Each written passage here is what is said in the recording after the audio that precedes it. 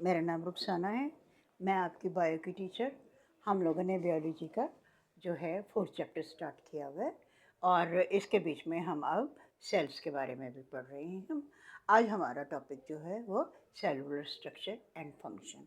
इससे पहले कि मैं आपको चैप्टर स्टार्ट करूं, आपने देखा है कि हम लोगों ने जो सब सेलुलर और असेलुलर है वो हमने 3rd चैप्टर में जो है उसको ठीक तरह से डिस्कस किया था और पूरी डिटेल से पढ़ा था। इसके बीच में उसका भी थोड़ा सा दिया हुआ है इंट्रोडक्शन, जिस तरह के आपका सब सेलुलर और असेलुलर स्ट्रक्चर कौन सा है जो आपका बेजान भी तस्वुर किया जाता है और नॉन लिविंग एंड लिविंग दोनों में आता है। वो मैंने यहाँ आपको नहीं बताया, वो मैं आपको सिर्फ ज़ुबानी बता रही हूँ। तो उसके बीच में क्या है आपका वायरस के बारे में मैं बात कर रही हूँ। आपको मालूम है कि ये क्या होता है, इसका स्ट्रक्चर प्रोटीन का बना हुआ होता है और इसके में आरएनए होता है और इसकी 2 टाइप्स होती हैं, वेरिएंट और वेराइड एंड प्राइम। ठीक है जी, इसके अंदर आरएनए होता है। वैसे वो आम हालत में पड़ा होता है, क्रिस्टलाइज शक्ल में पड़ा रहता है, यानी कि बेजान हालत में। लेकिन जब वो किसी बॉडी के अंदर जाता है तो फिर वो बीमारियां पैदा करके अपने आप को लिविंग में और यानी कि क्या कहना चाहिए, अपने आप को बढ़ाता जाता है, 1 से 2, 2 से तकसीम होता जाता है। तो ये तो था सेलुलर और सेलुलर के बारे में।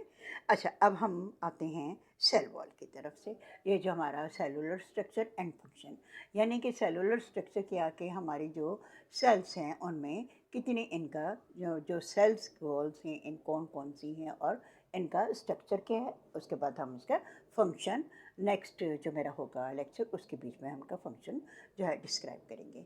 अभी मैं आपको बता रही हूँ कि सेल वॉल, सेल मेम्ब्रेन और साइटोप्लाज्म और cytoskeleton, these are the things are non living में शुमार की जाती हैं।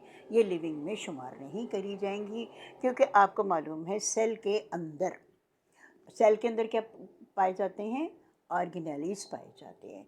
जो ऑर्गेनेलीज हैं वो आपके क्या हैं, लिविंग थिंग्स में आते हैं, जो माइटोकॉन्ड्रिया, रिबोसोम्स हैं, गोल्जी बॉडीज़ हैं और सारे आपके रिबोसोम्स वगैरह सारे जो उनसे आपके क्या कहलाते हैं, लिविंग थिंग्स में आ जाते हैं। तो इनके बारे में हम डिटेल से पढ़ेंगे और बारी बारी हमने सबको जो है अच्छी तरह से डिस्क्राइब करना है। अच्छा, इसके बाद हम अब आ जाते हैं सेल वॉल के ऊपर।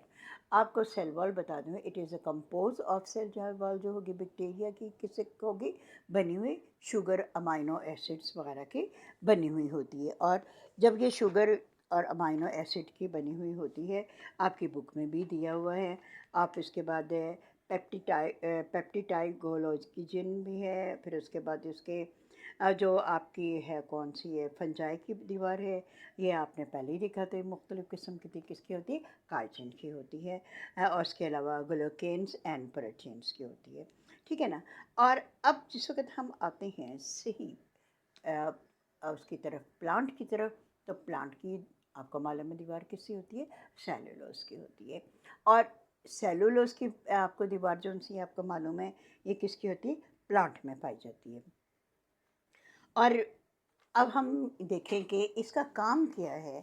ये हम दीवारों के बारे में बात कर रहे हैं, दीवारें क्या हैं।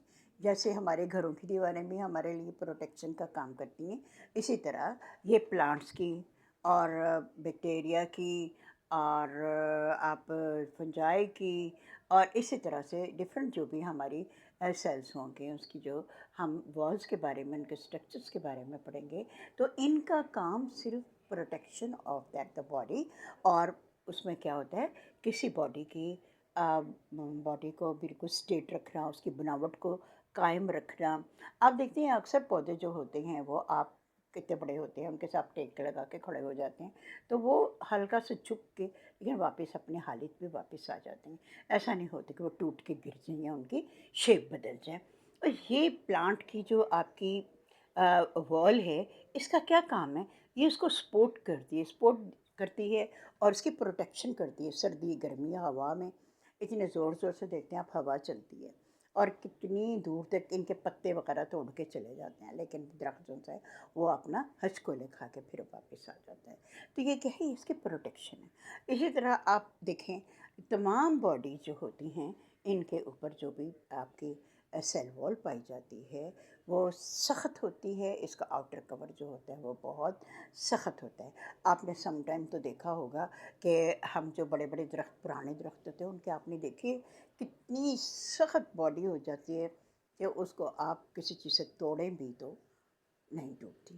تو یہ آؤٹر باڈی جو ہے یہ آپ دیکھیں کتنی پروٹیکشن کی چیز ہے، اور کس طریقے سے پودوں کو اور پودوں کی باڈی کو کس طریقے سے سروائیو کرتی ہے اور ان کو سپورٹ کرتی ہے، اور ان کو ساری زندگی کے لیے دیکھیں ایک بڑا سارا پلانٹ بنانے میں مدد دیتی ہے۔ اور یہی آپ کی جو ہے، اس کے بعد آ جاتی ہے آپ کی پرائمری اور سیکنڈری ٹائپ کی والز ہوتی ہیں۔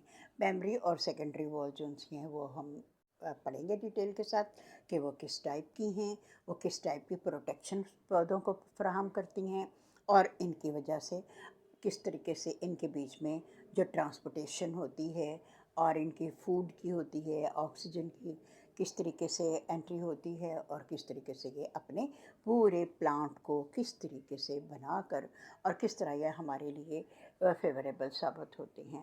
آپ نے دیکھا ہے کہ پلانٹس جو ہیں ہماری زندگی کا ایک بہت بڑا حصہ ہیں۔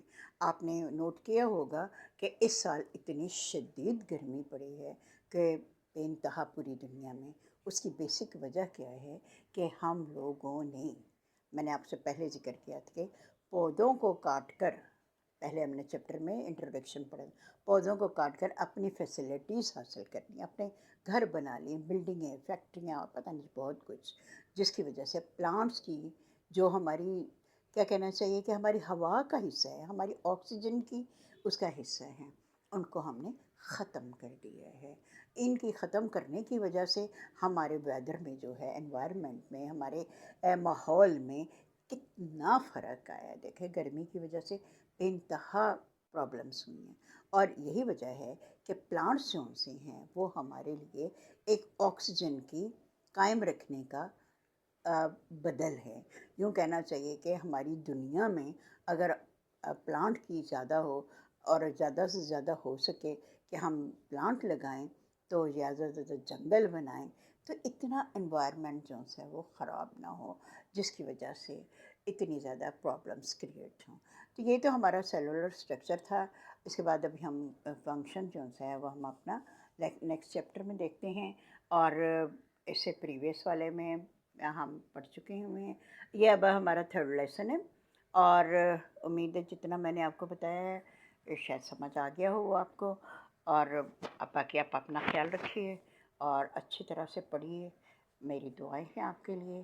اللہ حافظ۔